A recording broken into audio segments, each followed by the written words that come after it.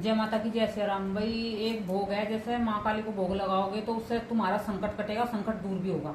जैसा रोगी व्यक्ति है जिसको संकट है शरीर पे, तो उसे क्या करना है, शनिवार के दिन जो तुम्हारे घर में माँ काली की तस्वीर हो तो करना है, और किसी से पूछ के किसी की देख रेख में ये कार्य करना है। क्योंकि इसका जो तुम भोग लगाओगे इसका तुम पे उल्टा वार भी हो सकता है। तुम्हारे घर में बच्चे हैं और बड़े बूढ़े भी हैं, सब हैं, तो उनका इसका थोड़ा सा गलत प्रभाव भी हो सकता है। तो इसे किसी की देख रेख में या किसी से पूछ के ही करे।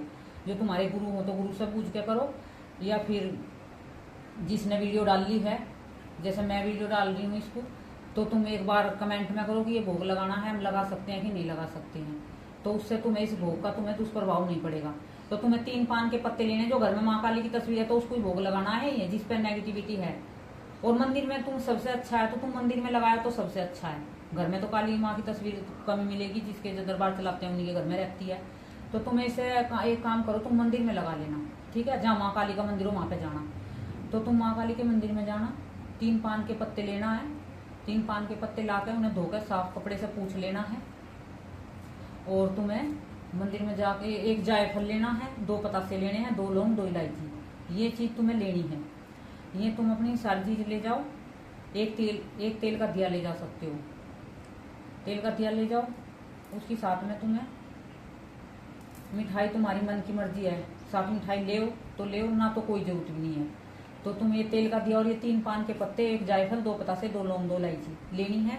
एक प्लेट में रख के ले जाओ, मंदिर में जाओ, माँ काली की तस्वीर के सामने बैठ जाओ, हाथ जोड़ के प्रार्थना करो। माँ, अपना नाम, जगह, गोत्र सब बोलो, उनको मैं वहां से हूँ। माँ, हमारे घर में जो भी नेगेटिविटी है, जो भी भूत बाधा है, प्रेत बाधा है मेरे शरीर पे है, माँ इसे तुम खत्म करियो।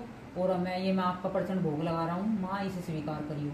तो तुम्हें वे 3 पान के पत्ते, जो 2 पान के पत्ते है ना, पहले 1 पान का पत्ता तुम्हें इस तरफ रख देना है। जो चोंच होती है ना पान के पत्ते की, वो माँ की तरफ कर देनी है, ठीक है, पहले पत्ते की। और जो दूसरा पत्ता है उसकी चोंच अपनी तरफ कर लेनी है, पान के पत्ते की डंडी माँ की तरफ। और फिर जो तीसरा पान का पत्ता है, उस तीसरे पान के पत्ते को माँ की तरफ तो चोंच करनी है, डंडी अपनी तरफ करनी है। तो 1 पान के पत्ते की चोंच तो आपकी तरफ होगी और 2 पान के पत्ते की चोंच माँ की तरफ होगी, ठीक है। फिर उसी के उन पान के पत्ते के ऊपर तुम्हें जायफल रख देना है, 2 पतासे रख देने हैं, 2 लौंग, 2 इलायची रख देनी है वहीं पे। फिर तुम्हें क्या करना है, वहां पे जो माँ का धुआं लग रहा हो, माँ काली के बहुत से धुएं भी लगे रहते हैं, धुआं लग रहा हो तो धुएं में डाल दियो, उसे बाद में उठा के अपने ऊपर उतार के। और धुआं ना लग रहा हो तो कपूर उसी के ऊपर रख के, वहीं मंदिर में उसी पतासों के ऊपर, उन पान के पत्तों के ऊपर रख के कपूर की 3-4 टिक्की ले लेना, उसी के ऊपर रख के जला देना। और हाथ जोड़ कर प्रार्थना करना, माँ जो भी है, जो चोंच आपकी तरफ है ना, उसे माँ से प्रार्थना करनी है, माँ जो भी है ये संकट, जो मेरे शरीर में संकट है, जो भी है इसे आप मतलब मेरे शरीर से बाहर निकाल लो और इसे आप खत्म करो। आप इसे चबा जाओ, इसे आप खा जाओ। माँ, मेरे संकट को और मेरे शरीर को निहाल करो, सुख शांति दो मेरे शरीर में। ऐसे प्रार्थना कर लेनी है तुम्हें। और जैसे वो है, में चोंच माँ की तरफ है, पान के पत्ते की में चोंच है, और जो तुम्हारी तरफ है उसमें से वो चोंच थोड़ी सी तोड़ के उसे तुम चबा लियो वहीं की वहीं बैठ के। उनको, माँ जो ये मेरा संकट था इसे ऐसे ही चबा के इसे खत्म करो मेरे शरीर से, और इसे बाहर करो। जो भी मेरे शरीर पे संकट कष्ट है, इसे माँ आज से ही आप इसे चबा के इसे खत्म करो और मेरे शरीर में सुख शांति दो। ऐसे कर लेना है।